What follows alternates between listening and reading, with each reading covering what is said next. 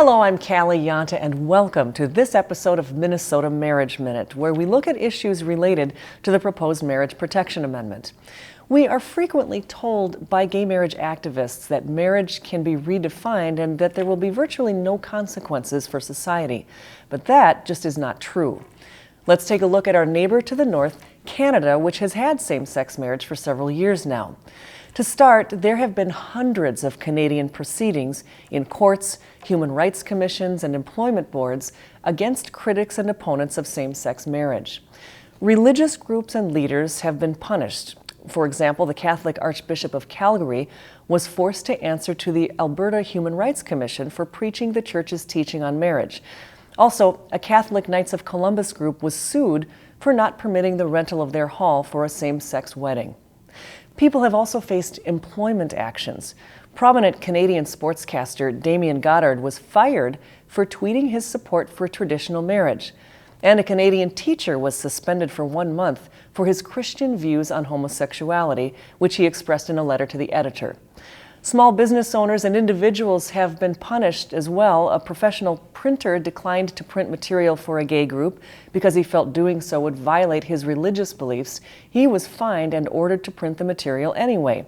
His unsuccessful court appeal cost him in excess of $170,000 in legal bills. And an evangelical Christian placed a newspaper ad featuring a picture of two stick men holding hands with a red circle and a bar across superimposed on them. Below that picture were scripture references. He was convicted of a hate crime by the Saskatchewan Human Rights Tribunal.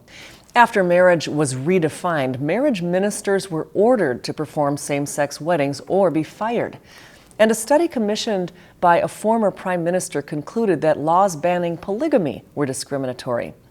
There is now a government-funded Canadian Registry of Homophobic Acts to keep track of complaints, even anonymous ones, by homosexuals about alleged mistreatment.